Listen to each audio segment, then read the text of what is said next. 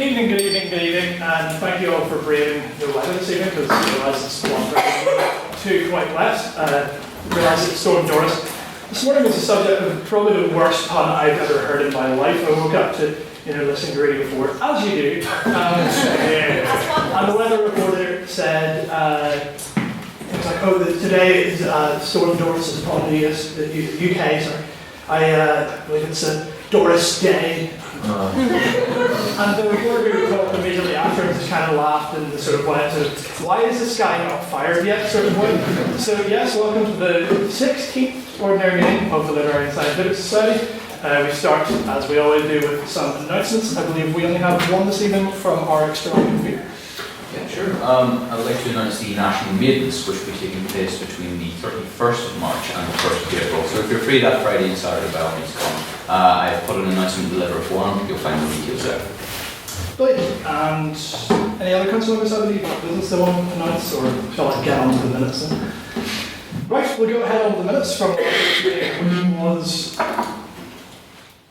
I'm not telling you. No, why have I totally forgotten this? This house welcomes the collapse of Stormont. I got there. Welcome to Surrey Bikers.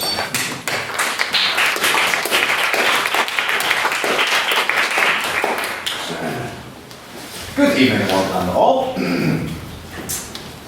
The 14th Ordinary Meeting of the Literary and Scientific Society at Queen's University Belfast was held in the Senate Room on the 16th of February and was attended by 47 members. Prior to the debate, an extraordinary general meeting was held to, amongst other constitutional matters, elect the interim treasurer for the remainder of the 168th session. In a choice between two fantastic and equally qualified candidates, Ms. Ciara Campbell was elected to the position. A short round of applause for Ciara.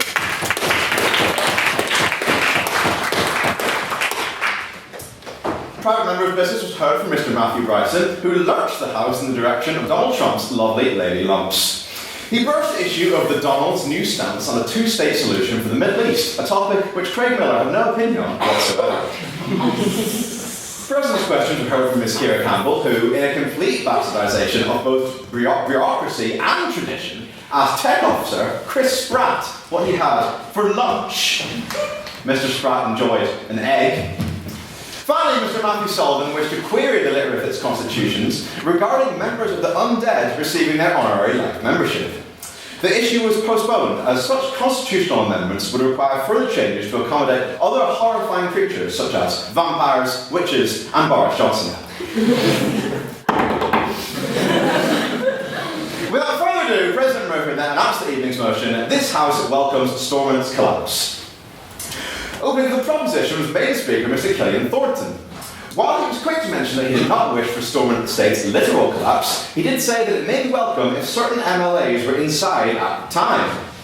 He asserted that the apparent corruption in Stormont, as evidenced by self-interest, collusion and the abuse of petitions of concern, meant that the public at large should see the recent events as an opportunity to rebuild from the foundation. He put to the House that the harder work of the Good Friday Agreement was being undone, and the recent collapse gives us the chance to fight back against MLA incompetence. Opening for the opposition was Mr. Hugh Dobbin. He claimed that the proposition had thus far not addressed the motion, while questioning their definition of what a collapse truly means. He agreed that Stormont does harbour elements of corruption, but stated that these should be dealt with within the confines of the Assembly, rather than sending the country into total disarray. He lauded power sharing as providing the greatest stability in our country's short history, while questioning what exactly the proposition would replace Stormont with. He claimed that a true collapse would likely lead to direct rule, something which we cannot allow to be put on the table. Closing with the proposition was Ms. Ciara Campbell. Once again, there was a clash in terms of the motion, as Ms. Campbell stated that the proposition didn't wish to destroy Stormont as it had already collapsed. She decried the opposition's wish for an internal resolution, asking how a corrupt government would go about investigating corruption. In a year of Trump and Brexit, Ms. Campbell claimed that democracy doesn't always work, informing the House that we may need to step beyond the Good Friday Agreement. She concluded that a mandatory coalition isn't even democratic to begin with, and we can't go on with the DUP-Sinn Féin dichotomy. Concluding for the opposition until the debate was Dr. Craig Miller. He claimed that comparatively, Stormont had done rather well for us, asking the House to consider other post-war nations who were still seeking to build roads and hospitals. Dr. Miller lauded Mike Nesbitt's admission that he would be giving second preference to SDLP candidates rather than fellow unionists. he claimed that this is the change that we need to see in the political system, rather than the bombastic and regressive calls for a complete collapse and overhaul. He downplayed the level of corruption in Stormont, claiming that RHI was likely more ignorant than a clandestine operation, before finally asserting that at a time when those affected by the Troubles receive inadequate mental health care in this country, calls for a collapse of Stormont are misguided. Questions were from Connor Ardle, Jason Bunting, Ryan Neal, Peter Black and Chris Spratt. A vote based on House opinion prior to the debate was taken, which read 12 ayes, 13 nays and 13 abstentions. Meanwhile, a casting vote based on Speaker's performance on the motion, this House welcomes Stormont's collapse was taken, which read 3 ayes, 31 nays and 1 abstention. May I take the minutes as read? Thank you.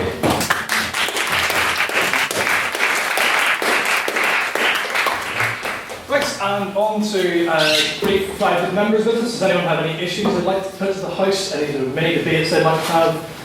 Mr. Whitehurst? At the risk of lurching a little towards laddie football banter, which I've been trying to get I'd like to hear the House's thoughts on the recent Piegate scandal involving Wayne Shaw, the substitute goalkeeper and goalkeeping coach of Sutton United. Anyone like to add anything to the latest thing to have gate added on to the end of it? Dr. Nolan? As a pie man myself, and one who every rugby match warmed up with a pie, I completely see where it's coming from. It is the best warm-up for a match. If you're sitting on the bench, you're not coming on, eat a pie. They're brilliant. And on pies, if you're ever in Blackburn, go to Blackburn Rovers Stadium, Ewood Park. It's the best pies in the country, and I eat a lot of them. Would anyone like to speak out against pies? Mr. Spratt? I would not like to speak out against pies, but rather against the gambling industry, which shamelessly exploits the working classes, one of the most horrendous vices around. And I would like to say that part of the problem with why he ate the pies, that he knew in advance that their gambling firms were offering odds on him eating the pie. And isn't that a ludicrous situation? That a gambling firm should be offering odds on a fat man eating a pie? I mean, what kind of degradation of society is this leading to? You know, completely unhealthy behaviours, encouraging people to throw their money away in frivolous ways. Shameful of the gambling firms, more so than Mr. Shaw. I feel I should probably clarify at this point that it was in fact a pasty, if I'm not mistaken, so that kind of underlines the basis of the Marxist dialectic there. Mr. Whitehurst? Chris, Mr. Wright, you seem somewhat surprised by the behaviour of the sun in this context, which I find surprising on your part. The whole problem with this is that I'm going to do a divergent talk about football for a moment here, if you'll indulge me. The whole precedent for this is talking about the magic of the FA Cup, which in a time of where commercialism rules supreme in football, and the idea of a plastic fan and the prawn sandwich brigade makes up a huge section of the fans. It was talking about how this would be a good chance for a massive team like Arsenal to go somewhere like Sutton United, who would give it their all, they would enjoy the day, and it would be a wonderful occasion for all. What Wayne Shaw did was buy into the lad Bible crap social media trend for just wanting his 10 seconds of fame, totally going against everything that we like about football and just making a mockery of the whole occasion. No one will remember that result. Everyone will remember the time, oh, that fat guy ate a pie. And the fact that he is now standing with copies of The Sun and going on chat shows with Piers Morgan and just endorsing his ridiculous behaviour that is killing football. Everything about this, I hate, I wish it would go away.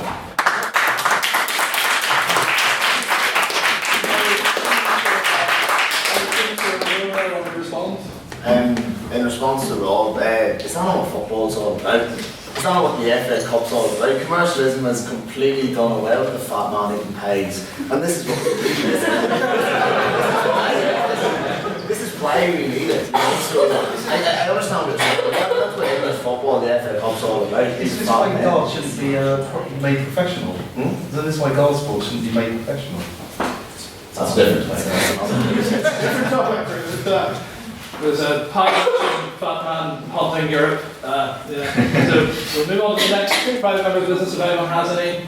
Mr. Arnold. Mr. Chairman, members of the House, moving away from laddie football bans, I would like to ask a more serious question about the Ireland rugby team that James described. Joe Smith, of course, has just selected Johnny Sexton over Ulsterman Paddy Jackson. I was wondering if the Litterific has any thoughts on who should be Ireland's number 10 this weekend. I'm firmly a believer that Jackson's performance over the recent means that Paddy Jackson should be starting at number 10.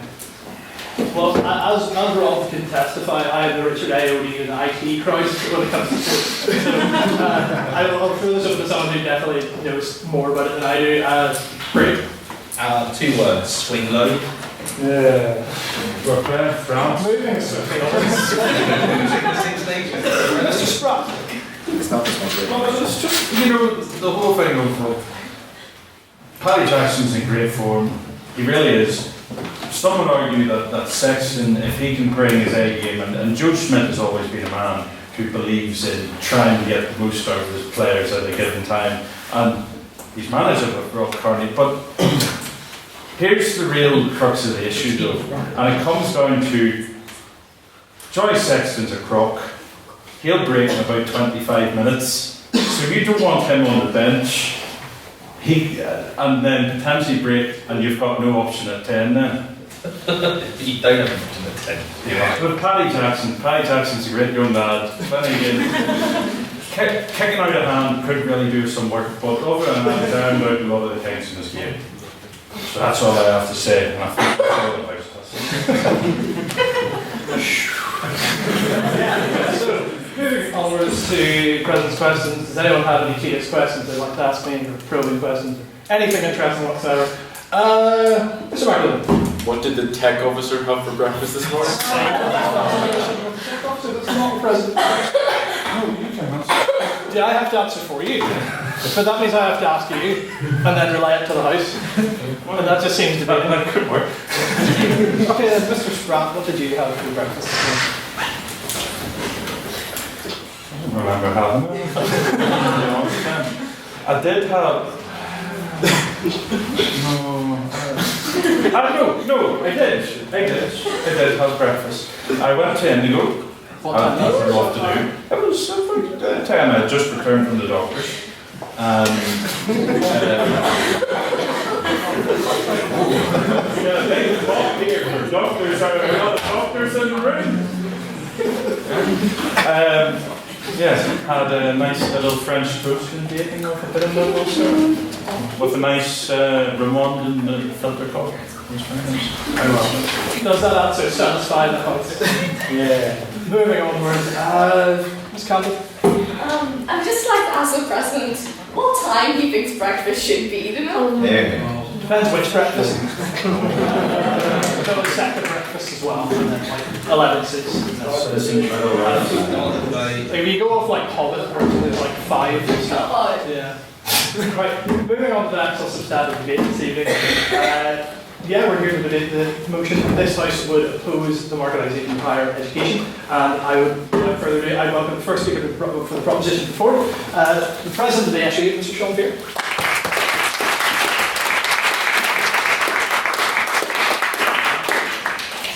Yep, thanks all to the chair, to the snappily dressed opposition, to the agitating proposition who tonight have chosen to articulate an urgent, robust and necessary defence of higher education. Thank you also to the crowd who are lucky enough to hear it. I say urgent because across the academic community, their union representative, progressive government analysts, most social democracies in the developed world, and of course the Students' Union movement, there is an overwhelming consensus that the marketisation of higher education brings an existential threat to thousands of years of pedagogy methods and academic freedom. It threatens workers' rights. It redefines the academic as a salesperson, the student as a customer, and centralises the governing power of institutions of higher learning in the hands of mostly male managers. Now, I love to spout rhetoric flourishes until the words "take back Queens" no longer have meaning. But to tackle an evil such as this, we must define it. We must identify its origins, how it survives, and formulate a root and branch approach to oppose it and provide progressive alternatives. So it is in that sense that I say to you that, in a nutshell, the marketisation of higher education is the belief that out of necessity or out of dangerous ideology that universities and the service and purpose they provide to our society and its citizens should be governed by the whims of the market and therefore private interests. Students no longer are viewed by people as those seeking enlightenment and intellectual enrichment. They are customers who purchase an education much in the same way that you would buy a car. Pay huge sums of money every year for minimal interaction and give some nice customer feedback at the end of your purchase. Courses are products chosen by the level of consumer demand, and academics are revenue generators. Now, all of this may not seem so bad if it were not for the causes and effects of such a radical change to the culture of higher learning. The UK, in tandem with the United States, are the only developed countries on earth who are actively pursuing this market-high strategy for educating its citizens. The any indicator for any civilized society. And there is no evidence, and I repeat, no evidence that this strategy is needed or helpful in achieving its professed outcomes. Consumer choice. No thanks. Tony Blair and the ideological ilk, I can't resist, and his ideological ilk in the Conservative Party had once decided that one of the richest states on earth, which wastes hundreds of billions on illegal wars and regressive taxation, that they decided that they could not adequately fund higher education when he took power. And from this, the blueprint for neoliberal destruction of our precious and necessary public utilities is to defund them until they crumble, and then announce with glee that under the state of their duress, that they must be infiltrated with private revenue and the market. This private revenue, folks, is the £4,000 you all pay every single year that rises with inflation in tuition fees. It is the research grants that our entire institution has been reshaped to pursue against the whims or the wishes of students and staff. Staff contracts have been retrospectively changed without their permission, so that the primary purpose isn't teaching you, it is, yes sir. How do you talk about how Lumen Capital got developed in Belfast without the market that's influenced our sort of biochemical sphere? What's Lumen Capital? It's like a life-changing medication for cystic fibrosis that's now affected. I think there's a cause and effect thing there, and all of these things don't come from private revenue. They would still be. Well, you can shake your head, but I mean, it's under the assumption that the private revenue will drive innovation, and not the public revenue, as it does in Germany, in all the Nordic countries, Denmark, etc. So when public funding is withdrawn for these ideological reasons, university managers are forced to fill this gap with whatever they like. And like any market, they ruthlessly compete for international students and the obscene fees that they have to contribute. They do not provide the necessary support for them because of the costs. They chase postgraduate students because of the fees they provide, and shift the burden of teaching onto PhD students, many of whom are in poverty, and many of whom in this institution have had to turn to sex work to pay their rent, who are away from academics, who are too busy chasing grants that cut costs. Because the beloved head of this institution said, we are a business, and if we don't act like a business, we will go out of business. And of course, a simple Google search will refute this, provide you that the fact that there is vast swathes of money coming through this institution, over £500 million in assets, £350 million spent on new buildings in the past 10 years, and a new commitment to spend another £350 million in the next 10 years. 11 million in executive salaries and over 320 million in turnover and 269 properties. Sounds like something from Wall Street. This market ideology is championed by a small club of people obsessed with prestige, private income, and entirely detached from what a university has to be. They use the smokescreen of public funding cuts to justify radical regressive reforms taken by people who have no stake in this institution. I direct you towards the University Senate, the chief governing body of this institution, controlled by a majority of 13 external appointees. 11 of these 13 have backgrounds in investment banking, venture capitalism, corporate law and accountancy. 1 has a background in public education.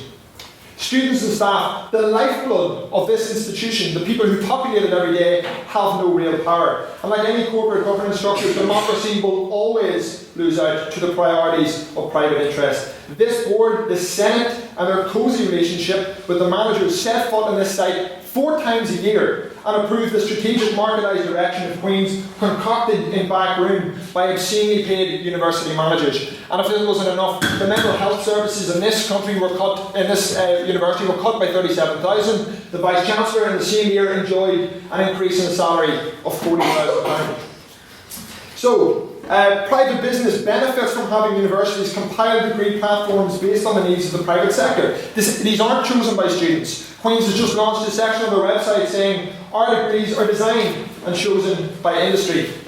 So, this should come to no surprise that when the courses are chosen by the private sector, the ones who are cut when cuts need to be made are the ones that there is a lack of consumer demand. It isn't law, it isn't management, it isn't economics. It is those who drive critical thinking and challenge established orthodoxy within our society, namely neoliberalism.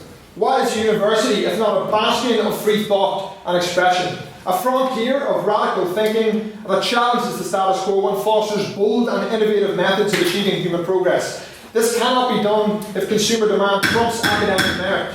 The insidious and hideous profit motive is the only rationale for keeping a course open. The arts cannot win. The freedom to pursue knowledge for knowledge's sake is strangled if it cannot bring in the big bucks. So I conclude then, thankfully, by saying that the higher education is threatened by this process, what it is, what it stands for, what it offers to society, and society itself. Markets have never provided the most basic necessities required for human survival or flourishing, housing, health or education, efficiently or equitably. When we socialise our education systems, our universities, publicly fund them, and we provide our citizens with the greatest gift that government can provide for its people, we provide them with free thinking, liberation, and an education that will last a lifetime in the service of our society. Thank you very much.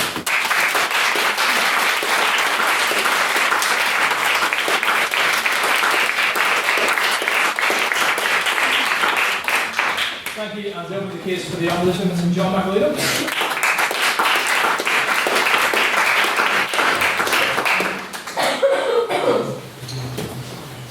Mr. President and members of the House, I'd like to start with some rebuttal. You said that progressive democracies around the world are not charging for education fees, like in, for example, Germany. But Germany, the reason why they can afford that is because only 27% of students in Germany actually go to university. 48% in the UK, young people, go to university every year because we are driving innovation. In France, they have to pass tests at the start of secondary school to get into university, at the very start of university. I don't know how that's a better system than having to pay a little bit more. Marketisation is not a bizarre world where we're paying £33,000 a year in tuition fees like in the US. We can have a small amount of marketisation or a larger amount. It does not mean a race to the bottom in regulation, and most importantly, it does not mean that the poor are in any way disadvantaged. Over the last Parliament, the government set out a plan that would save the taxpayers a lot of money, but they didn't save very much money, because they put us, the future generations of children, of university students, at the heart of their policy by removing the cap on education numbers, yeah? You say the poor are in no way disadvantaged. If you're from England, you come out with £27,000 of debt in tuition fees alone. If you say to somebody from a poor background, and that's gonna persuade them and encourage them to go to university, you just can't make that argument. I'm sorry. It makes sense, but you don't understand the repayment system. If you're earning £22,000 a year as an English student, you pay back £7 a month. £7, how is that? How is that even, that's a few pints, really. £22,000 a year and you can't pay back £7 a month. I'm sorry, that's just ridiculous. Okay, so the wave of reforms does not end there. Personally, I believe it's quite selfish for me to say that a poor person that doesn't go to university should pay for my university. In the pre-1997 model, the model that the proposition is putting towards tonight, the rich were subsidised £4,000 a year in a study reported by The Guardian, and the poor paid £2,000 every year for higher education students. I would ask instead that we pay for what we get, for in the future when we are earning enough to do so. that only those that avail of the service of higher education should be handed with the cost. Tuition fees have not harmed the poorest people's access to university, as students have never been in higher numbers to university, and the inequality gap in education has actually decreased. And let me go on. Let me explain how cutting tuition fees will actually only help the poor. It is unlikely that someone earning a middle class wage, for example, would be able to pay back, £27,000 of tuition fees. However, someone that is rich probably could. So, imagine, no, not quite yet, let me finish the point. Imagine a racetrack, or at the very end of the track you've got £27,000, and let's say after 30 years, the middle class earner makes maybe £10,000 contributions, and the rich person makes all the way to £27,000. If you cut the track back, who are you benefiting? Are you benefiting the poor person, or are you benefiting the rich person who pays back the £27,000 or will pay slightly less year on year? You had a point, Gillian? Surely it's not the point of the repayment system, but it's the value that you're putting on the year. So over the course of time, you're slowly deterring people. For the likes of me, I don't want to go in because it's £9 so I'll stay for free. So it's the principle of value rather than the repayment. Well, free education fails on quality. We spend 20% more than any than Germany in education, allowing our universities to expand. I don't see why expansion is such a bad thing. We're moving to an age where education in higher education is much more important, with people getting degrees and everything else. So there's some alternative models, because I don't see how the proposition is going to fund this if they haven't set out a plan. How are they going to fund a whole of £12 billion every year? I don't quite understand that bit. So there's a graduate tax, which has been floating in the Labour Party for some time. It would hurt middle incomes the most, and it'll just allow universities, graduates to completely avoid actually paying tuition fees because they can just leave the country. Which the rich can do, so you're allowing the rich to benefit from higher education and then leave. You could raise taxes, but is that really going to do anything? I don't think so, because people would easily leave. No, it's not right. That's the point. How are you going to fund the £12 billion? You haven't set out a plan, but you're going to keep borrowing on forever.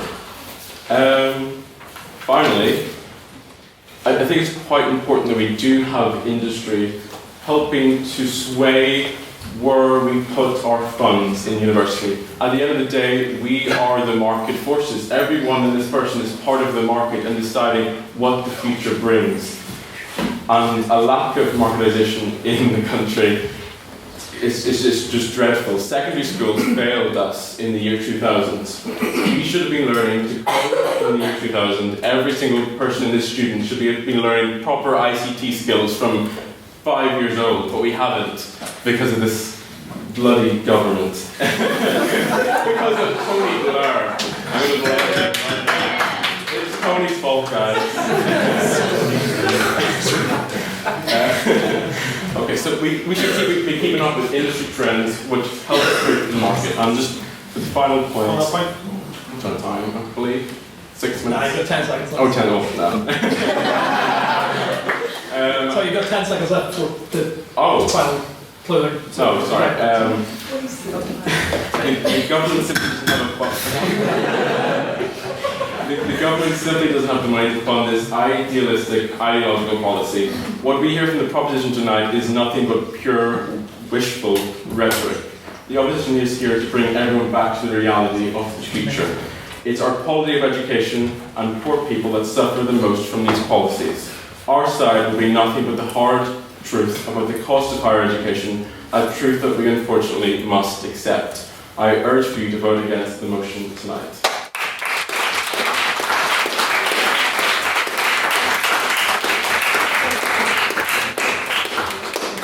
Thank you, Mr. Bartlett. We'll continue the case for the proposition this evening, Ms. Beth McDormand.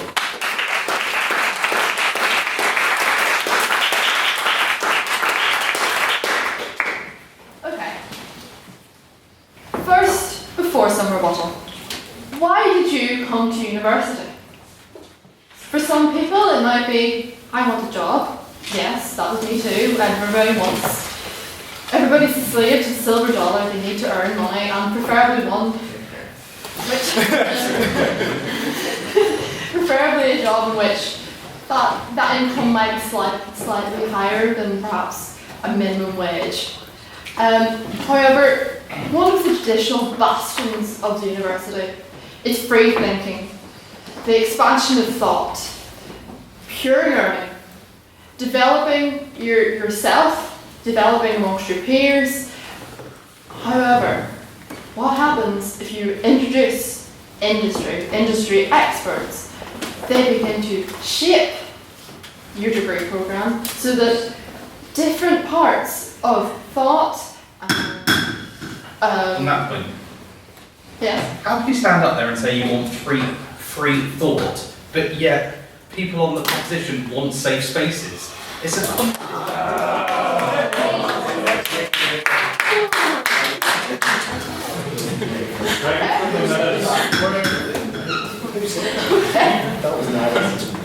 From the perspective of marketisation, this marketisation, one of the main points of it is to introduce competition into the market. That surprisingly hasn't been argued because the opposition so far have simply just pointed to tuition fees.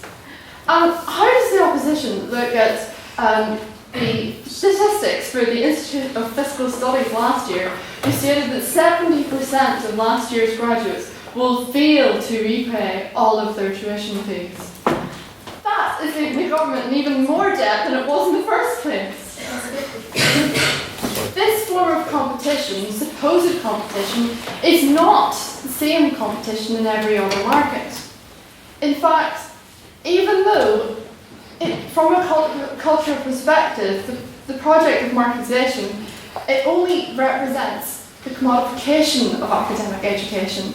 It transforms what is abstract, intangible, and that relationship between, that relationship between tutor and pupil into quantifiable and an instrumentally driven process of monetary gain. Point.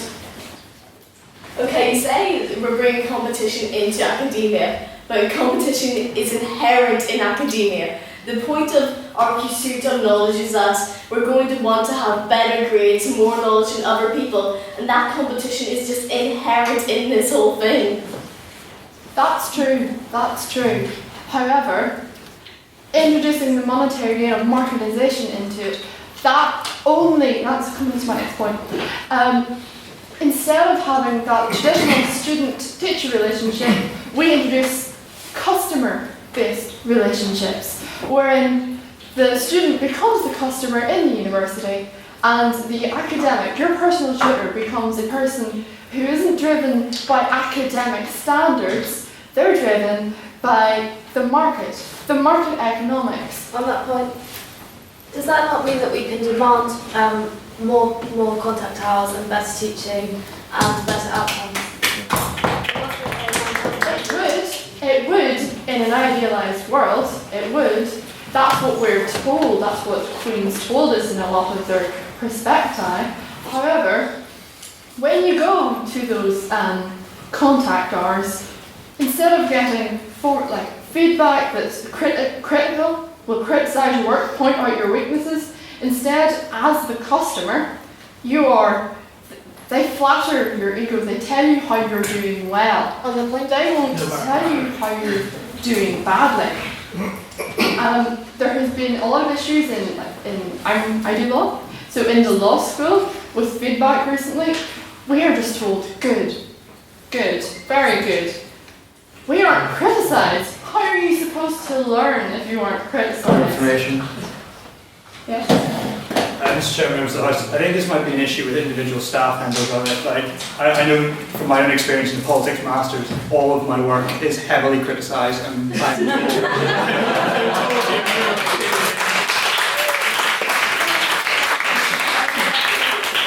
Unfortunately, we're not here to debate individual standards.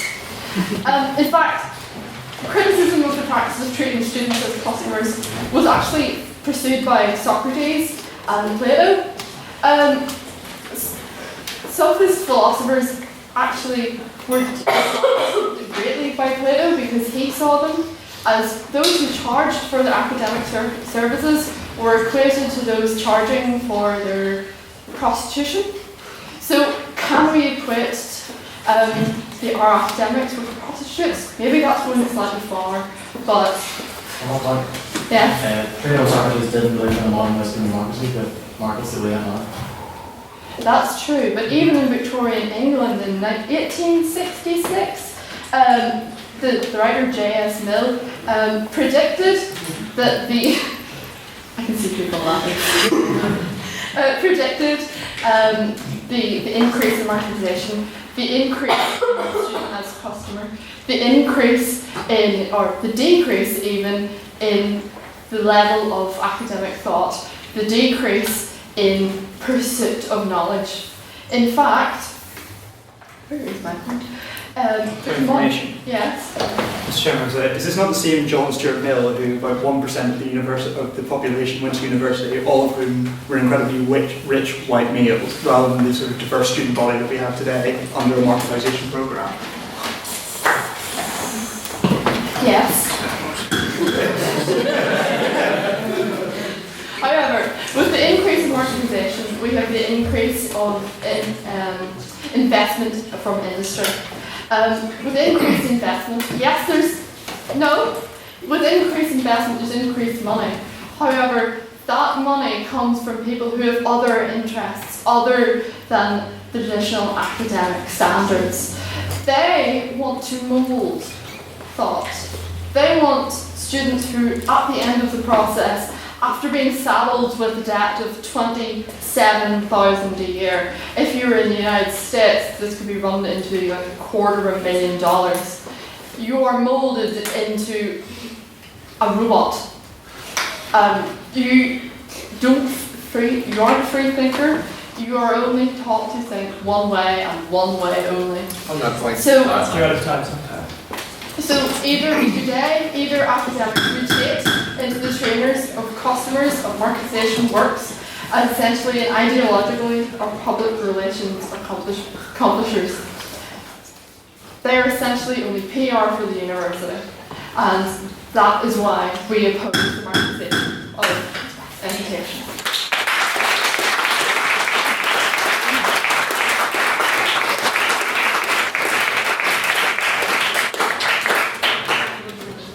And following on for the opposition, Mr. Conor Roble.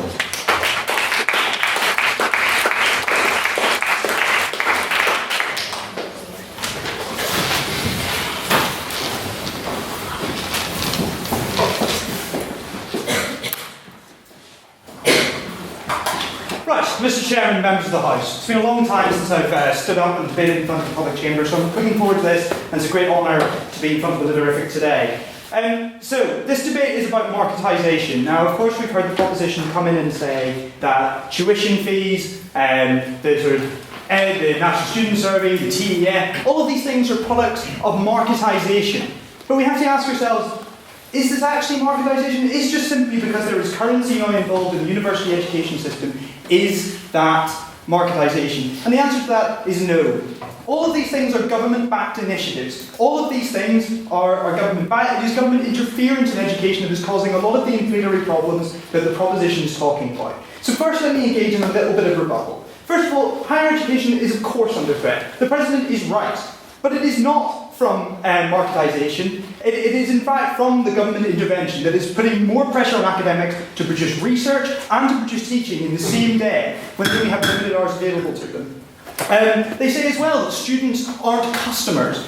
But this completely ignores that you are customers. When you were at sixth form, how many hours did you spend choosing the university you wanted to go to? Did you not make a decision based on cost or time available to you, the academic staff? You chose where to take your money. You chose who you would give your money. You made that decision. You are a customer. This idea that students will suddenly become customers is completely nonsense. You've always been one. So it's also simply, no thank you, it's simply not true as well that arts will not survive in this sort of scenario. You see it throughout society that arts continue to be funded, right? People still go to ballet, people still go to music performance, people still buy books.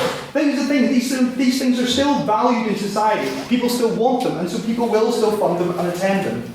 I will move on to a little bit of this throughout my speech as well, but I think Sean is actually completely right about how to touch university management. He is completely correct about that. But the problem with university management at the moment is that, like, no matter what, they are getting your £3,500 off you every year. Or if you're in England, they are getting £9,000 off you every single year, no matter what, right? Because you don't get that right to complain. You need to go to university to get a job. There is a decreasing amount of jobs out there that do not require a university degree. So they know you need to come. Now, under a marketisation system which is free from government interference, you get to have a greater say on that table. You get to say to university management, no, I will not come to your university if you do not provide great contact hours. I will not come to your university if there's not better accommodation. Yes. You're saying that. You asked you to stand up. Yes, sir. Of course. It is a farce to suggest that students have any say in governing this institution, because there is one seat on the Senate. Sorry, 2 seats occupied by students who are elected to the student body. Students' unions who are completely unautonomous. They are not autonomous from the university. They can be overridden by a majority at the highest levels of decision making within this university. They have no problem. Yeah, I understand. So they can be overridden, right? But they can be overridden at the moment, but they won't be in a globalised and marketised university, because once they start overruling their students stop coming to university. They go, no, we won't pay your money. And so the university goes out of business. It's within the university's interest to keep the students happy under a marketised system. So, why do we need marketisation in our system? So currently fee inflation in the university system is completely rampant. With the exception of Northern Ireland, which has had to have its fees capped at £3,500, every university in England and Wales now charges about £9,000. Why is that? That is because there is no competition in the system. There is no marketisation process. The marketisation process introduces supply and demand, but the sheer fact that there is no price competition, that everywhere charges the same price, suggests there is no competition in the market. That is because of government intervention. That is because of government-backed tuition fee loans. Because you are able to borrow up to £9,000 a year, universities will charge you that. They have no incentive to go anywhere lower than that, because they know with increasing numbers of student applicants every year, they can charge that. So there isn't competition in that market. As a fact of that, QUB is losing out. Because of that inflationary pressure that everyone else charges £9,000 a year while QUB charges £3,500, QUB gets less money through tuition fees to put into its department. So you lose out as a result. You get less. No, thank you. You get less resources. You get less teaching time. You get less staff members. But on this issue of like free thought as well, again, it's not true that because you start to pay into your institution, that free thought suddenly goes away. Things will always be challenging. The market engages in a process of creative destruction. New ideas form over time and old ones are debunked. That is where the university comes in. You get to meet people, to challenge ideas, to think about things. Those processes still happen under a marketisation system. In fact, they're increased because you know that what you're trying to get is a degree that, when you leave university, makes you adaptable in the real world. Those processes still exist. So free thought very much still exists. But yeah, so the real problem here is the government-backed system that, well actually I've said enough about this, right, but what we need to be talking about is, what does that marketisation system actually look like? Okay, so we've been challenged in this, so I will talk about it. So the first thing is that there won't be a student loan-backed system. There will also be different prices for universities. That means that there will be institutions like Oxford that may want to charge £100,000 a year, in which very small groups of people will want to go to it. Most other universities will charge far less. See, for example, that the average UK student is now more in debt than the average US student. So even though there are lots of places like Princeton and Yale that charge outrageous amount of money for headline figures, most university colleges in the US charge far less than that, and we are now in more debt than they are. In a more marketised system, they are in fact paying less and coming out with less debt than we are. And that's something to really think about. As for if anyone else is actually going for this marketised system, you've got to remember, Sean, that Sean says there's no point in doing it. For the top 10 universities in the world, 5 are US, 4 are the UK, and 1 is Swiss. In the top European rankings, Germany doesn't come into about 60th, right? We have got better universities because we are properly funding them. But yes, there are different prices for universities, which means universities start to compete. They have to justify their price tag to you. If they want to charge £100,000 a year, very few of them will do that because they know the majority of you cannot afford that. Most of them will fund it at a smaller pace so that you can take jobs and still afford your education. That is the system in a marketised system. It does not rely on you going to the government and saying, look, I need all this money, where the university goes, well, we'll take all that money and also give you no time to do outside work. So what I've tried to tell you today is that the marketisation system that they are arguing against isn't a marketised system. It is one that is influenced by government intervention that is actually causing all the price inflationary issues that they are arguing against. A true marketised system would actually bring down university costs and would increase competition, which would produce better services overall. Which is why I want you to vote for opposition. Thank you very much.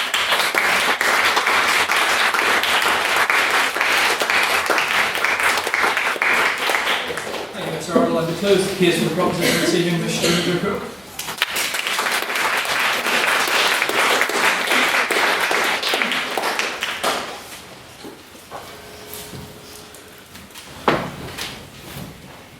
Sorry, I'm actually really nervous.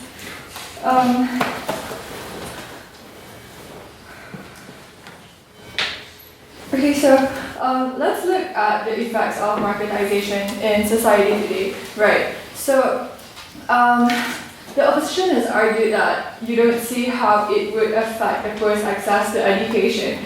But, leaving it to the market would mean that it is subjected to inflation, right? And inflation will only keep increasing prices year by year, and eventually you're going to have a situation where people are not going to be able to afford going to university, and they're going to come out with even more debt than they already are in today. This will eventually lead to a less highly educated society, which will eventually affect the country in the long run. Also, leaving it to marketization is going to encourage most students to probably even drop out. And if you're talking about leaving it to marketization because you want to have more competition, my argument is that competition in universities shouldn't be based on how much money a student has. It should be based on how much potential and how much intellectual ability that a person has. Leaving it to marketization restricts access to probably the best and brightest students who may not have the money to attend university, and I don't see how that would benefit anybody. On that point? Yes. Connor's already outlined under Its second for the opposition has already revealed that under a marketised system, some educational institutions will be able to offer much lower than we currently have in England or Northern Ireland. So it's going to offer equal opportunity in some institutions for students of those backgrounds who currently have no options. Sorry, could you repeat the question? It's under the point made by the second opposition speaker that some universities will be able to offer much lower tuition fees than are currently available in any UK educational institutions. Okay, but if you're saying that, how would they be able to afford lower that one if they're still going to charge students even higher prices? Does that make sense? No. If demand for education, if you're leaving it to the market and you're leaving it to demand and supply, eventually it's going to cause prices to increase. And how are universities able to lower the costs if every student that goes to university is going to be charged the same price anyway, and that's just going to keep going up? Point of information. Yes. So I've already said this in my speech that UK students are now in more debt than their counterparts in the US, right? That is because we have a cap on fees that we say that we can give you £9,000 a year. So universities just take that. Under a marketised system where they have to compete and justify their costs, prices will come down. Okay, that's actually a really good point. I kind of agree with that. But my point is that if you make it a good in the economy and you leave it to the economy, right?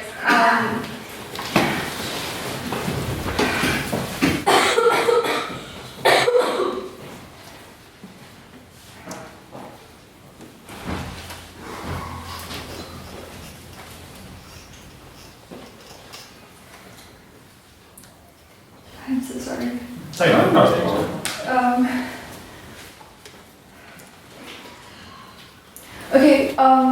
so you were talking about the cap on education, meaning that universities will not increase their fees because they are capped by the government, right? But eventually, I mean, if you leave it to the economy, surely, if that wasn't if governments increase the cap, because aren't the government talking about increasing tuition fees now above £9,000, if I'm not mistaken? Yeah, so if that keeps going up, eventually you will have less access. And then poorer students wouldn't be able to afford it. And then you would have universities that would eventually, in many years from now, be empty. And that's not, I mean, marketization isn't going to lead to more competition, because the competition would be for the students' money and it would be for profit. And you do not want educational institutions to be a business, because if you want to nurture the best and brightest among society, the competition should be for intellectual ability. You could task students and see who has potential for university and who doesn't, but it should not be about money.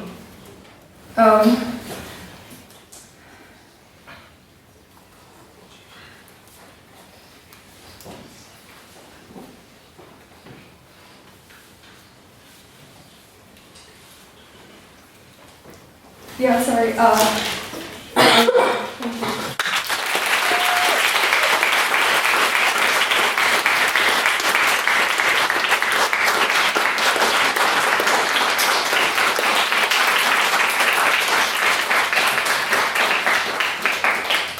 going to embarrass you now and say, can I ask that you all give Schroeder another round of applause for her maiden speech?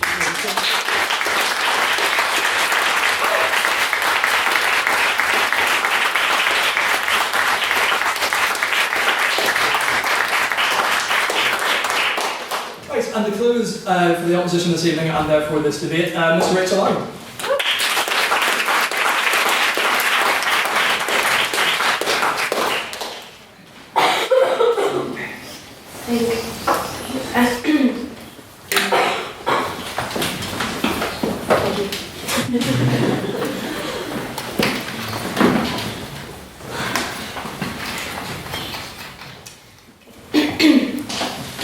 Ladies and gentlemen, members of the House, I am going to begin the closing speech by bringing up some of the main points that my colleagues have already covered incredibly well, as well as offering some rebuttal for the points that the proposition have made.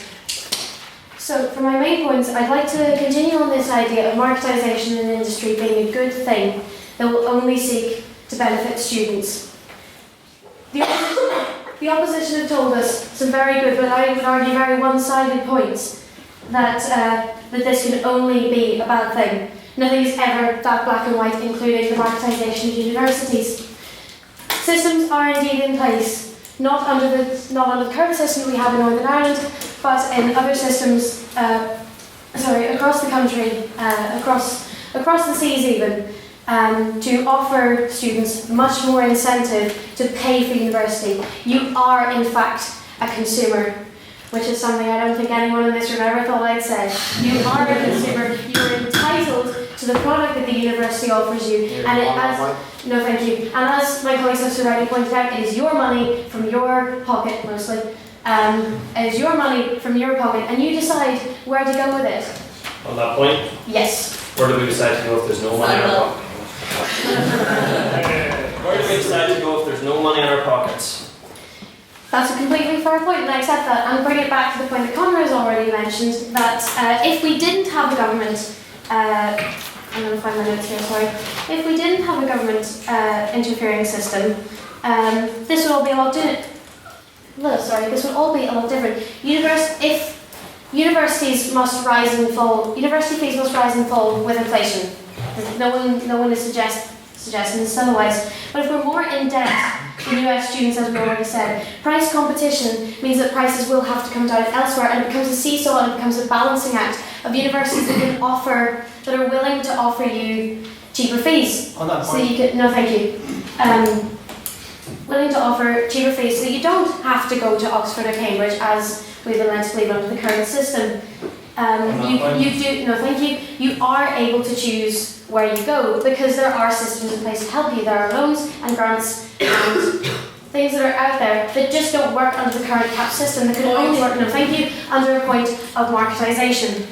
I'd like to then go back to this idea of a sudden, like a slice down the middle of free thought. This simply isn't the case. We're all here, aren't we? We're all free I like to think we're all free thinkers. There is no decrease in academic thought just because of a need for marketisation. It doesn't work that way. No, thank you. Universities, no, thank you. No, thank you. Universities are not isolated little bubbles.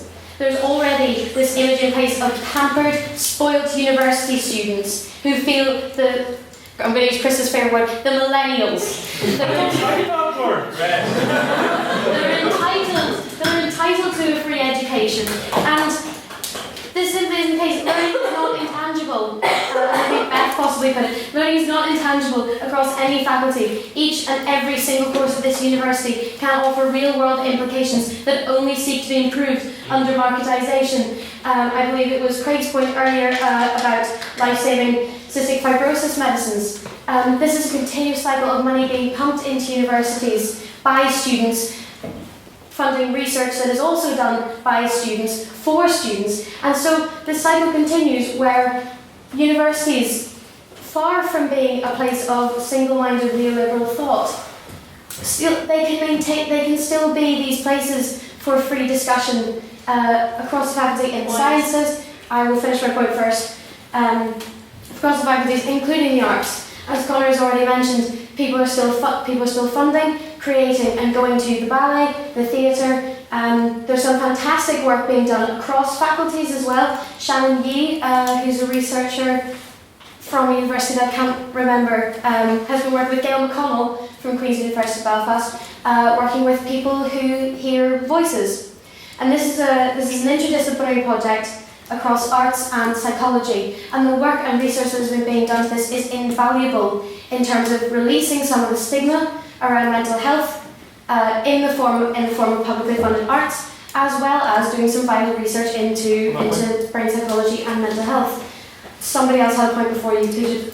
I still don't believe just because there's good things happening within research in arts at the moment, that's not an argument that greater marketisation will lead to like an increase of subjects that promote free thought. And as you know yourself as an English student, marketisation of education has led to the cuts in funding for subjects that don't bring in high revenue. And it's subjects like the arts that are primary to developing discussion and free thought that are being hit the most, because they don't give those quotas. And you haven't addressed that. I will address it for you now. So I'll address this for you now. I'm going to take your point.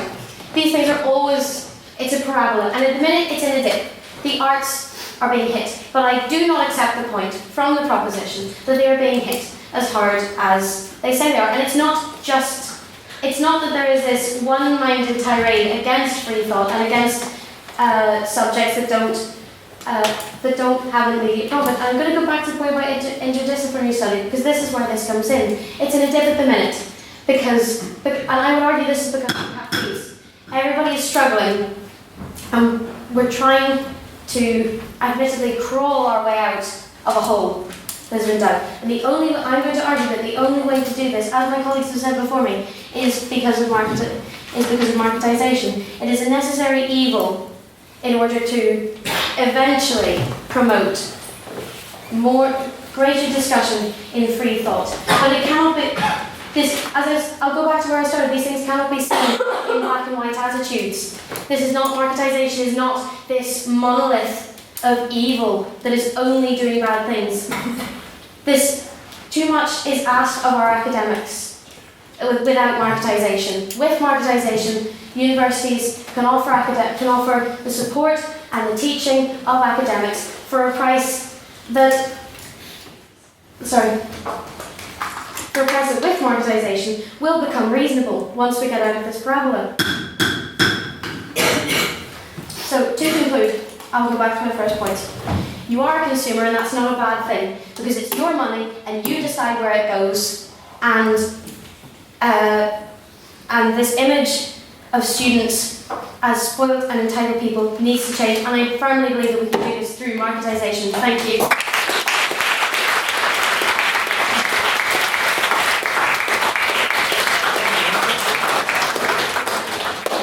Before we move on to the questions to each side, I've been politely reminded that we also have Miss McSorley giving her maiden speech towards in this chamber tonight, so I'd just like you all to give her a round of applause.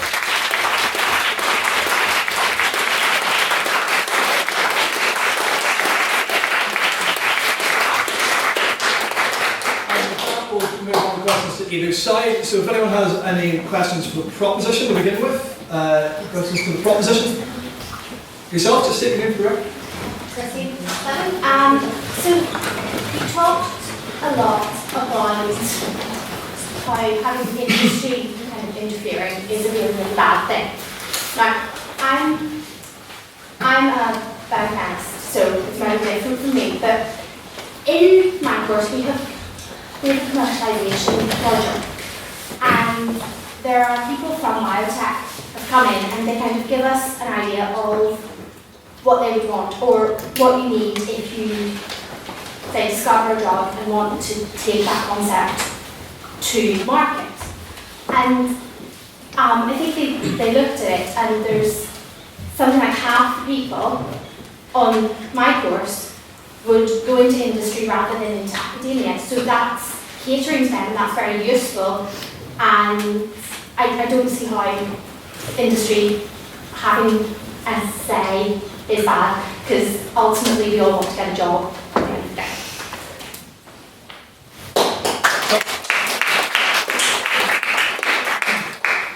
So it's not so much the point that industry has a say, it's that industry completely monopolises and creates the direction of academia. So if you're saying that the only way these drugs and life-saving equipment can be funded through a for-profit organisation who wants to buy research, and academics then have to do a bit of research that they know will get them further on in career, hence they will have to be bought. They are not doing the research that is for the public good that needs to be done. They are doing the research they feel that will get themselves on and that will be profitable. So that drug could be created by public funding, and I know some of the opposition brought it up earlier. The currency has not just been brought in, there's always been currency in higher education, but it has been publicly funded. And for the United States in particular, which is one of the most marketized societies on earth, it is also one of the most unequal societies on earth. $1.2 trillion of student debt exists in the United States, which excludes millions of young people from education. And education is a birthright that exists for all of us. And your point links into academic freedom.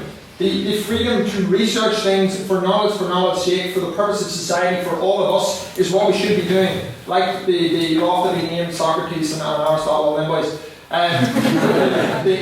They research, and quite a few others throughout history, for knowledge's sake, for society's sake, for the progression of humanity, not for for-profit organisations. And you're right, half of those people may have went into very well-paid jobs, but that's because they have this relationship with universities. Universities are not a conveyor belt for private industry. They are here to serve the public, serve a purpose for all of us to progress as a species. So, yeah.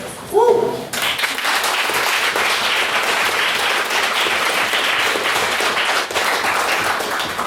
Mr. Chairman, members of the House, in response to this point that they won't be researching things for the public good, it's very hard to argue that researching cancer drugs isn't for the public good. Yet those are the things that GlaxoSmithKline will fund because they want to make a profit off them. Right? That is for the public good. Yeah. I mean, if you want cancer to be cured, right, you need to take drugs. To get those drugs into the marketplace, right, they need to be researched, which costs time and money, right? That is why having marketisation within the education system and pumping money in is a good thing. Second, on the point of unequalness in the United States, you're right. The United States is an unequal place. However, as we have to continually remind the House, the average student in the UK is now more in debt than the average US student, right? If what they are saying is that they live in an unequal society, we more so live in an unequal society because we are having more debt piled onto us. But yeah, so what we've said to you so far is that even under marketisation, right, Getting a job is a good thing. Your education needs to be tailored so that you are adding value to society. When you leave education, you can come out and be a productive member to contribute to your society and local economy, right? But in doing that, you're also doing good things like researching cancer drugs or researching things in the arts as well. All of these things are productive and useful. And that is the thing, that by this side of the house just degrades them and says that because there's money involved, they're not useful. No, they do continue to be useful, and public good is still served. Thank you.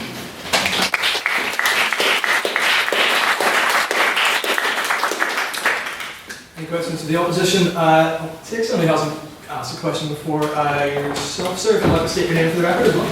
What would make them for the record? I'd like to just question a presumption that's been made so far. And I'm sure the proposition will have a point to make as well. It has been so far accepted that more students at university is a good thing. I would like to question that, actually. We come from a time where, as you say, education is a birthright, a good education is a birthright, and I don't dispute that. I'm more interested in the question, is university education a birthright?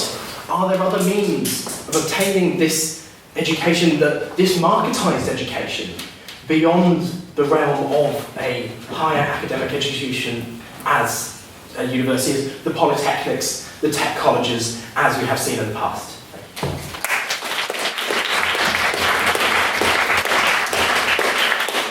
This is actually a fantastic question, Mr. Chairman, members of the House. And one of the things that Tony Blair did when he introduced tuition fees was he also changed, granted a change also that John Major was prepared to make as well, they changed all polytechnics into universities as well. They stopped any sort of division between them.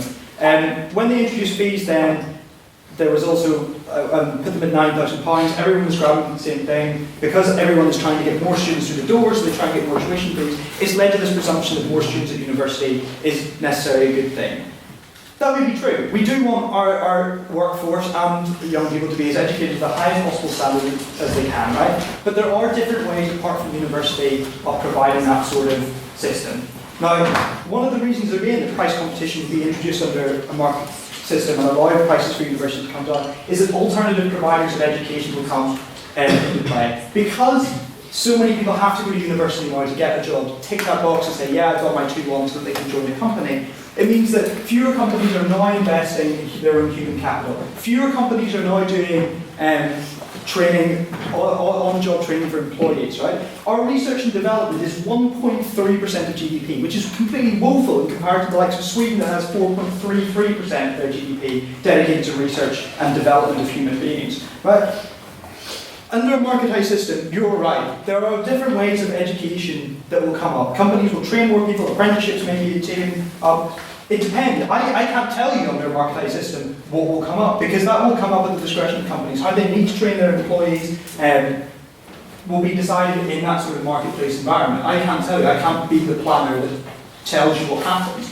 But it also means that people at the age of 18 who don't really want to go to university, who feel no compulsion really to do a degree, but still want to be employed in sort of higher end industries, they have alternative routes then to go into the professions they want. Because no longer will you have to just do a degree so you can get your 2-1. You can instead go on the job training, because that's what people want. They will prefer just to train people for lower prices so they can come out and do a better job rather than just waiting for 3 more years so they can come through university. Thank you.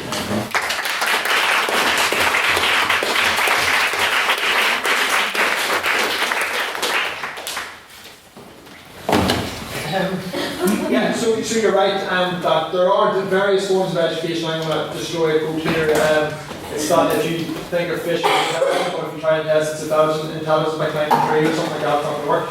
People are intelligent in very different ways, and yes, further education colleges are absolutely, they should be there and should exist for people, and they should be pushed towards it. But the opposition makes, or defeats his own point, but in that sense by saying it. If universities and young people are forced into universities by doing it, they are done under this myth that there is now the knowledge economy. For every one job that exists in sort of scientific or high and academic related jobs, there are 3 jobs that are low paid, 0 hours, and that have 0 rights for workers and for students that go into it. And the relationship that has been used as a crutch now for the opposition, that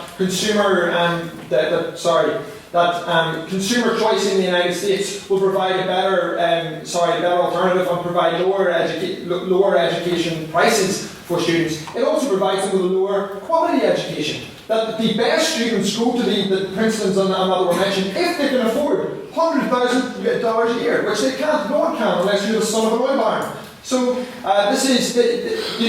everyone should enjoy education as a birthright that is equal and that is good, that is generous, and that is also fitting to their education capabilities. But we are horseshoed into a monopoly, which is what the British educational system is, and what the higher education system is, which is partly funded by the public, by the way. And he's also mentioned that businesses don't train their employees anymore because the taxpayer is picking up the cost for private industry, because universities are doing it, because industries are asking them to do it for them. It is fleecing. It is, as with all neoliberal economic systems and those circular logic. Can I take a point? Yes. Yeah.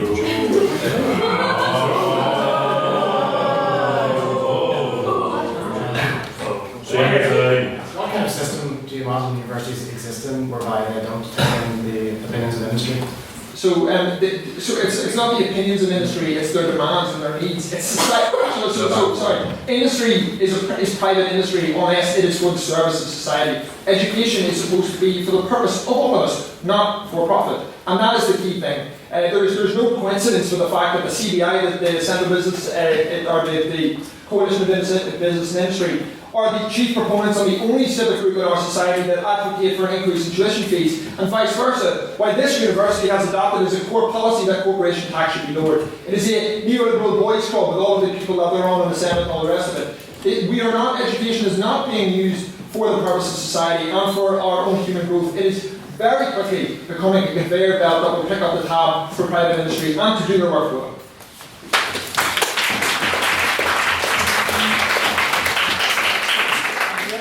Abstaining points on the motion? Does anyone feel that there's something that either side sort of failed to address that they'd like to sort of inquire more into? This sort of is in competition, but just you mentioned things that maybe weren't picked up on. If you, the opposite did mention about this consumer culture and about consumers. If you do go down that path, I feel like you have to open the door completely to just privatisation of everything. All public services, trains, NHS. If you are a consumer and you don't believe that education is a fundamental pillar of society, then you open up all these things and you have to be open with us about that.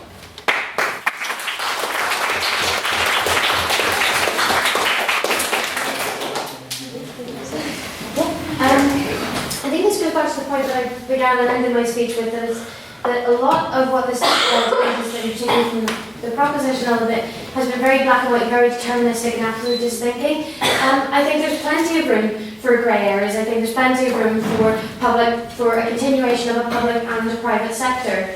And if universities have to be marketised to ensure that students are getting the most out of their money, getting the most benefit from their money, as well as academics who are ensuring that they are paid what they deserve, because they do put in so many hours. And I think under a policy of marketisation, that would be more than possible, and it could be contained within universities. I don't think it would have to kind of spill out towards transport and the NHS, because they're very different systems. And I think it's very kind of blanket statements to compare them.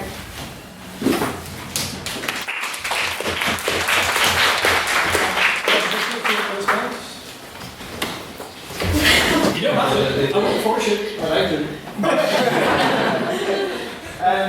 The gentleman makes a starting point, and basically he's right, and there's a propensity from the opposition in this debate to accept the world as it is, and that we are now consumers by birth. But if we are consumers by birth and we have to accept the education system as one of supply and demand, then it should be applied to everything else, because otherwise we can advocate for how education is funded across the rest of the developed world through public funding, because it is a socialised public good. And when a society is educated, it is more respectful, crime is lower, it's third level good. An educated society is more tolerant, and it does better economically. You don't have vast swathes of people who are unable to get their education to contribute to the economy because they can't afford it.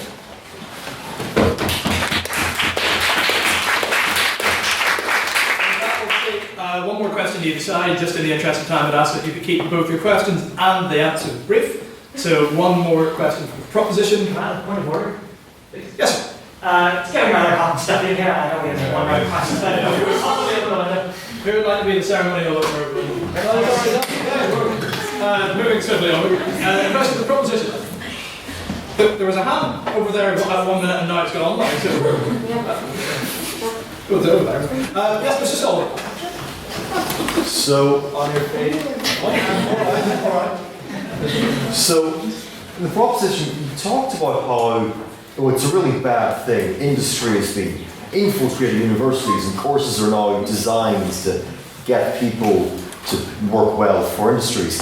But I'm not convinced that that's a bad thing. Because you say, universities should be to benefit mankind, they should bring us to the future. But we don't live in a society where you can just dedicate yourself to, being a free thinker. No, we need people who can actually go into a job and do what an industry wants them to do. Why is it bad that industry is trying to get courses to make people better at jobs that the industry wants, because those are the jobs society actually needs?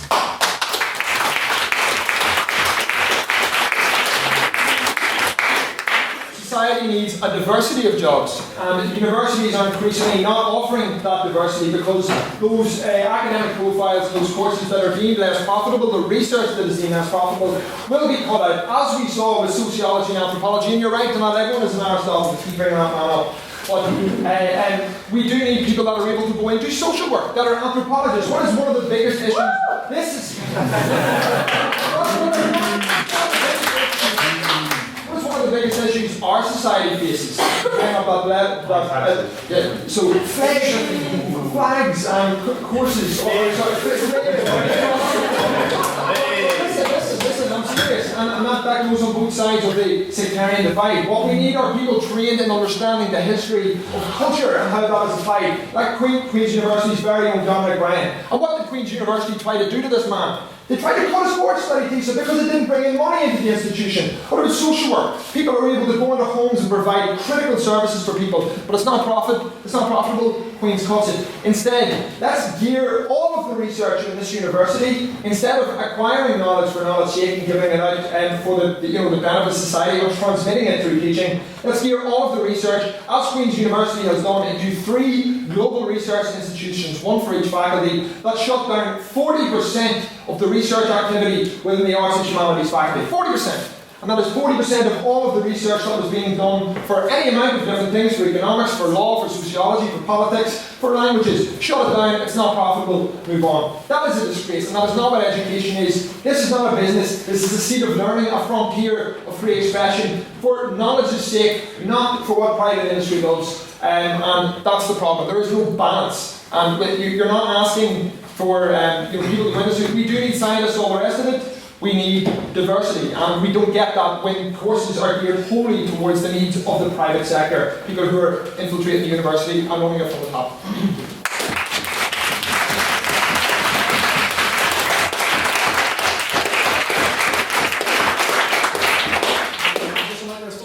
I might take this one.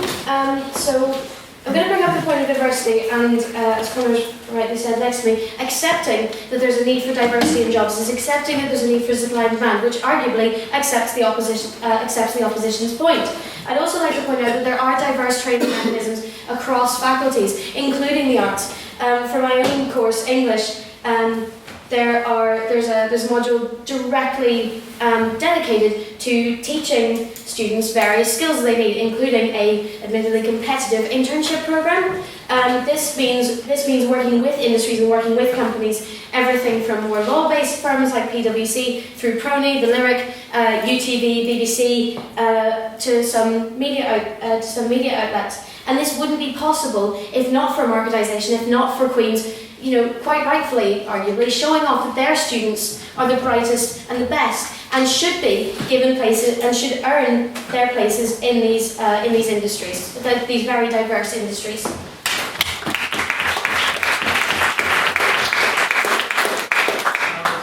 last question to the opposition.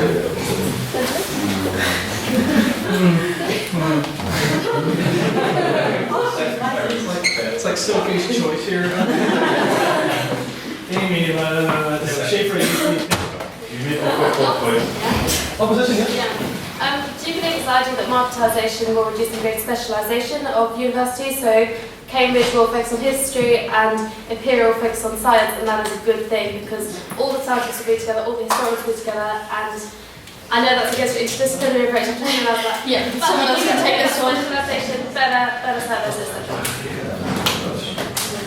Mr. Chairman, members of the House, the answer is maybe, possibly, it depends.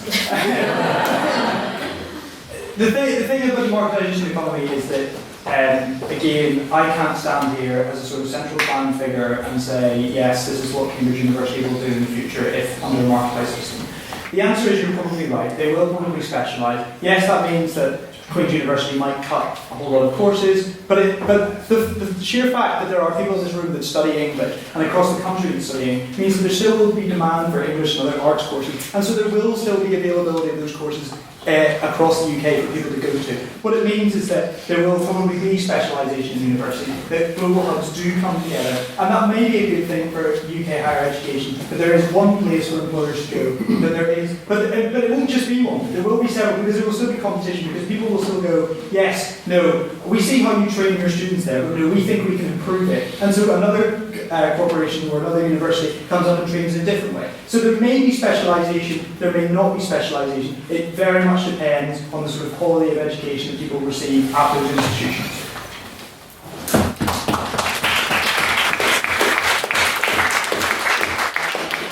Opposition like to respond to that? Someone not. Go on, Cheryl.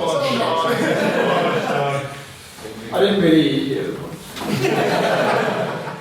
If specialisation is such a bad thing, that means it's just scientific and... Yeah. We would say specialisation maybe not such always a bad thing. However, if we have marketisation, and I'll use today's point, biochemistry. If the study of biochemistry, yes, you're researching cancer drugs, yes, you're researching MS drugs. However, if you have, I don't know the names of any of the companies, but if you have one of these companies coming in, we're going to give you £100,000 and can you please research this particular type of cancer, and you specialise in this one cancer, what happens to the other diseases? Maybe they don't affect such a majority of the population. Yes, there's coronary heart disease, yes, there's those diseases that affect so many hundreds of thousands of people. What about those diseases that affect a minutiae of the population? The specialisation does not help these people. The specialisation does not help those. It only helps the large majority, it doesn't help the smaller.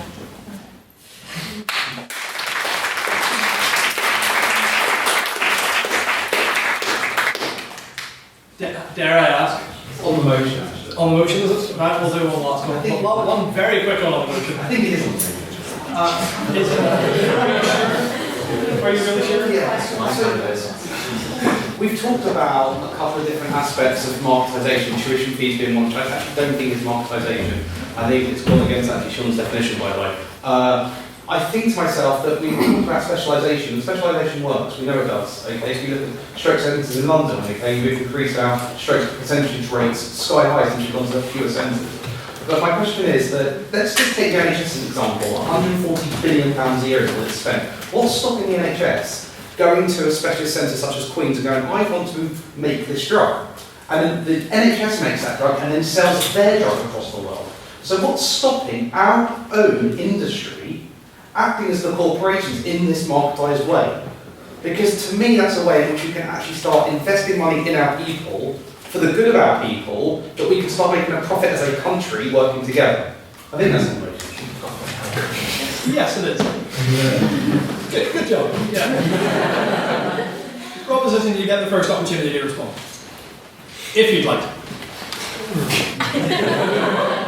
in the faculty, so Craig will obviously work with it, but the faculty of Medicine, Health and Life Sciences within Queen's actually specialises quite a bit in multiple sclerosis, which will be, by the way, torn apart in terms of this research funding that we get from Europe. Thanks, Brexit. So it's probably something you debated before. We absolutely cannot specialise, but it doesn't necessarily mean it has to be linked to industry. Of course, you're saying Cambridge and Oxford have their specialisms that go back hundreds of years, by the way. That's because these institutions develop reputations as places of learning, and academics, when they get to a certain level and they feel that a university doesn't fit their profile or their interest, they can move if the opportunities that are there, because particular universities become known for particular disciplines. That is aside from marketisation, because marketisation would mean that every university has to compete with each other to go towards where the narrow revenue streams are. Of course it does. Because if there's only, by the way, we should say it is completely another wasted labour, because 95% of all research grants that are submitted from this institution fail. Months and months for each academic wasted, thrown down the pot, as opposed to trying to develop better and more innovative teaching methods for students. So if all universities are forced to compete with each other for that 5% of research stream, then they're all doing it for the one, for what a private industry wants to give that money for, as opposed to developing other things. The specialism narrows to where the money is coming from, and not to where what society needs. And I think that is the problem. Specialism comes when the government, when society fund and socialise education for the purpose of society, and not for just to say that phrase for the 100th time a day, not for private interest.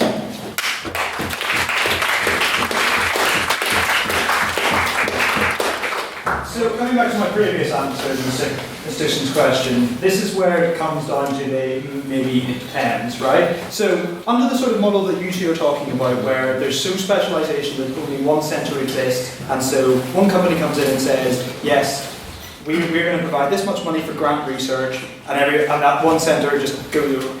Unfortunately, in the medical industry, in biomechanics, they don't have one interest. It's not like, okay, we're going to dedicate all our money to cancer this year, or we're going to dedicate all our money to multiple sclerosis this year. Right? They have multiple research interests. So if an institution is only researching one thing, and all its researchers are dedicated towards one thing, then other companies will come in and use their money to set up other research institutions, and hence there will be more than one specialisation. More than one specialised area, and there will be competition. In terms of intellectual property and what Dr.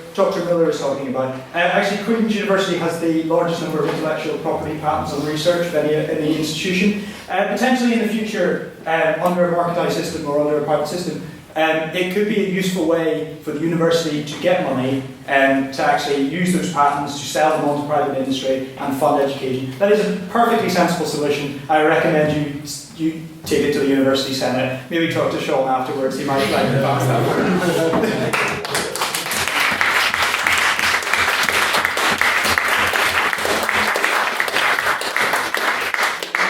Move on to the votes for this evening. Our first vote will be the vote based on prior opinion. So if you supported the motion before you came into the room and heard the speeches this evening, could you please raise your hands and say aye for all nine counts? Did you remember what the motion is? This House opposes the So, if you were in favour of the motion before you came into the room and heard the speeches tonight, please raise your hands and say aye. In your own personal aye.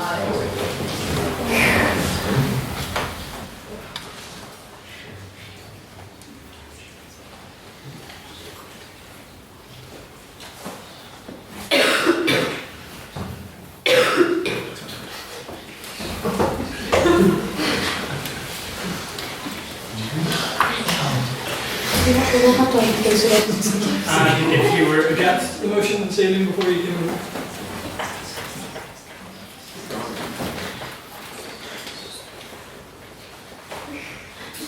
I see John as his membership card. Yeah, well, here's what. You don't need them for this food. No, pick up my card. And if you didn't have a prior opinion before you entered the room, you were sort of ambivalent on the matter, please raise your hand and say I don't have to say anything. That's the third one. Don't forget that. I got 10. Casting votes, so please have your membership cards handy, please. Based on speaker ability this evening, If you felt proposition argued their case more effectively this evening, please raise your hands and say aye. Or your membership cards, sorry, and say that. Not helpful.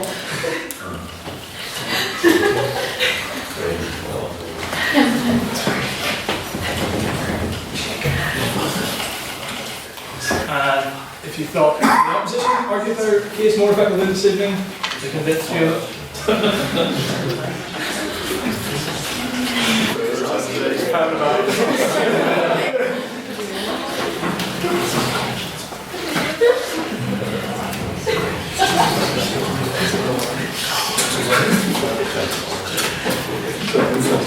And if you thought both sides were equally convincing or equally terrible and didn't do the motion any service whatsoever, please raise your hands and say, Strong man, strong man.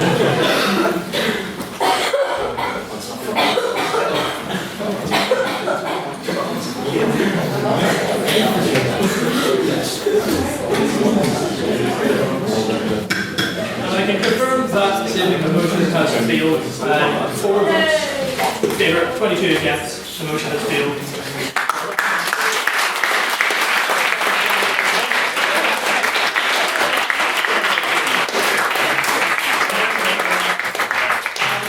Thank you very much for all of our speakers this evening. We're all now going to adjourn the House Bar if you're interested in coming along.